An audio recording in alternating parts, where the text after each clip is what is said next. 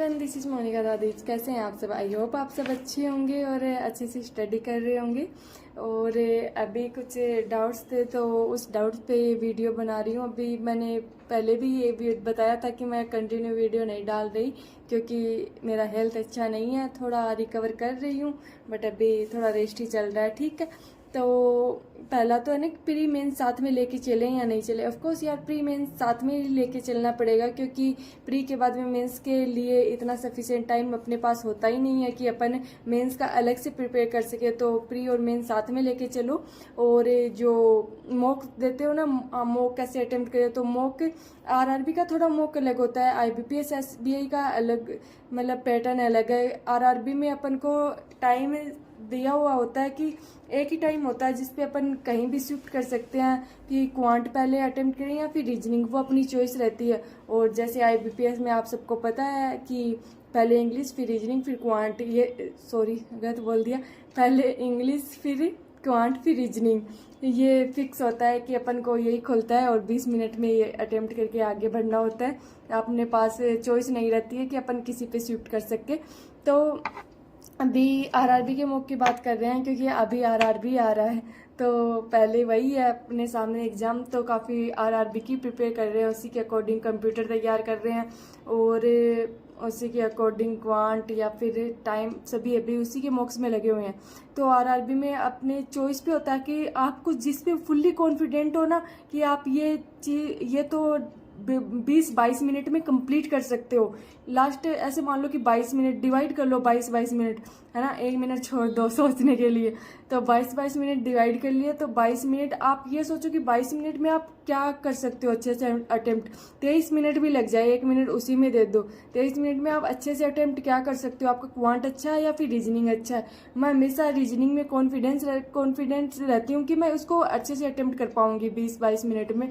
तो मैं पहले रीजनिंग चूज करती हूँ। पहले रीजनिंग के जो भी जैसे 1 से लेके 40 तक जैसे क्वेश्चन चलते हैं ना कि हाँ ये क्वेश्चन अभी आ रहा है, सामने पजल आई या फिर मिसलेनियस आई, मैं कंटिन्यू उनको अटेम्प्ट करते जाती हूँ, बीच में ड्रॉप नहीं करती। जिस पे मुझे थोड़ा सा भी डाउट हो जाता है कि हाँ मैं इस टाइम पे ये नहीं कर सकती, तो उसको मार्कर एडिट कर देती हूँ मैं, उसके बाद में आगे चली जाती हूँ। जैसे ही पूरा सेक्शन अटेम्प्ट होता है फिर उसी पे क्वेश्चन पे दोबारा जाके उसको अटेम्प्ट करती हूँ और बाद में मैं क्वांट अटेम्प्ट करती हूँ। कुछ लोग पहले क्वांट अटेम्प्ट करते हैं, वो आपकी चॉइस है कि आप किस में कॉन्फिडेंट फील करते हो कि आप पहले वो कर सको। ठीक है, और जब भी मॉक दो ना तो एकदम एग्जाम वाला फील लेके दो कि ये नहीं है कि आप कहीं भी बैठे हो, बेड पे बैठे हो या फिर नीचे बैठे हो, कहीं भी चलते फिरते दे रहे हो, मॉक बीच में पॉज कर दिया और फिर खड़े हो गए, ऐसे नहीं। जैसे दिया मतलब एक सफिशिएंट टाइम चूज करो कि है ना अपन को मतलब 1 घंटा मॉक पे बैठना है तो मॉक देने के लिए बैठना ही है। सो या चाहे वो सुबह का 7 या 8 बजे हो या फिर वो शाम को,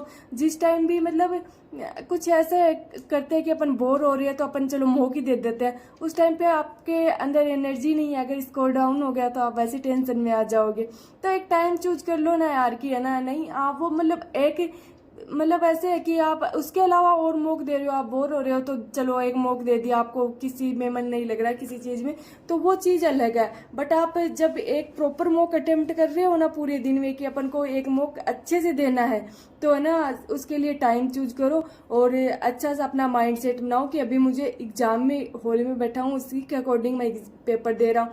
मैं ना एग्जाम का जो प्रेशर है ना, मैं वो हैंडल नहीं कर पाती थी स्टार्टिंग में। एग्जाम में जब भी बैठती थी ना तो ऐसे टेंशन, एंग्जाइटी, पसीना आना ऐसे फील होता था कि यार क्या ही कर रही हूँ, एक क्वेश्चन को 4-5 बार रीड कर रही हूँ। मुझे स्टार्टिंग में तो समझ में ही नहीं आया कैसे अटेम्प्ट पर जैसे ही रूम पे मॉक देना स्टार्ट किया ना कि टाइम के, जैसे मैंने पहले भी बताया था, मैं जब भी मॉक देती हूँ अपन को एग्जाम हॉल में ऐसे वाइट पेपर मिलते हैं तो मैं वही वाइट पेपर इस टाइम पे भी वाइट पेपर लेके बैठती हूँ।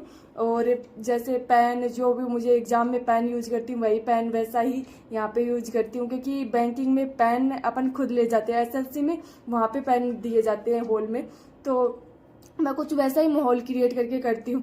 और अगर आपको एग्जाम पे अभी भी अब हैंडल नहीं कर पा रही हो, मैं उसके लिए मेडिटेशन करती हूँ। मैं सुबह उठ के 10-15 मिनट मेडिटेशन करती हूँ क्योंकि मेडिटेशन ने मेरे लिए बहुत हेल्प की है, बहुत हेल्पफुल साबित हुआ है। मैं पहले बहुत परेशान होती थी एग्ज़ाम टाइम में, और कुछ आशीष अरोड़ा सर की जो मोटिवेशन वीडियो है वो भी मेरे लिए बहुत हेल्पफुल साबित हुई थी, क्योंकि स्टार्टिंग में मुझे बहुत डर लगता था एग्ज़ाम से कि मैं कैसा करूँगी, क्या होगा, कैसे अटेम्प्ट करूँगी। बट जैसे ही मैंने मेडिटेशन स्टार्ट किया और फिर कुछ चीज़ें अपनों में इम्प्रूव की, जैसे मॉक देना किस टाइम पे देना है और कैसे बैठना है, क्या क्या चीज़ यूज करनी है, किसी नो फ़ोन भी एकदम बंद करके रख देना है, बीच में उठना नहीं है।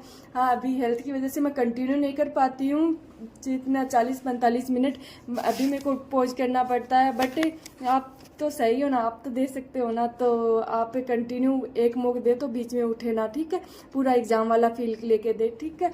और एक मेरे को टू डू के लिए भी बोला था कि आप टू डू शेयर कीजिए डेली का, कि दिन में क्या करना चाहिए। तो मैं ठीक है, अगर आप एक बोलते हो कि डेली टू डू ग्रुप में डेली का आपको टू डू शेयर कर दूंगी, क्या क्या आपको करना चाहिए क्या नहीं, प्री और मेंस को लेकर। हाँ, एक चीज़ फिक्स है कि डेली एक मॉक दे दो, प्री का और मेंस का मॉक आप 3-4 दिन में एक दिन दे दो। अगर आप बिगनर हो तो है ना, आप एक वीक से दे दो एक, कि है ना, हर संडे फिक्स कर लिया, संडे को बस एक मेंस का मॉक दिया और उसको एनालाइज किया पूरे दिन। एनालाइज का मतलब ये है कि उसको मतलब जो आपकी गलतियां हैं वो भी देखो, बट जो क्वेश्चन आपने किया है ना वो भी देखो कि आपको उसमें कितना टाइम लगा, आपने कितना टाइम दे दिया कि बाकी क्वेश्चन आप अटेम्प्ट ही नहीं कर पाए।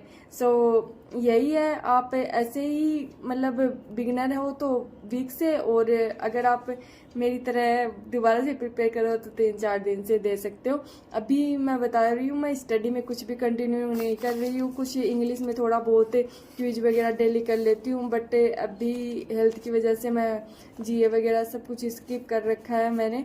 तो ओके, आई होप आप सभी के इसमें डाउट हो चुके होंगे पूरे, ज़्यादातर डाउट यही थे मॉक्स के ऊपर, और टू डू का तो मैं शेयर कर दूंगी आपको, ठीक है। और भी आपको डाउट है तो आप मेल पे कर सकते हैं, या फिर टेलीग्राम ग्रुप में पूछ सकते हैं, या फिर यहीं पे कमेंट में कर सकते हैं। Thank you.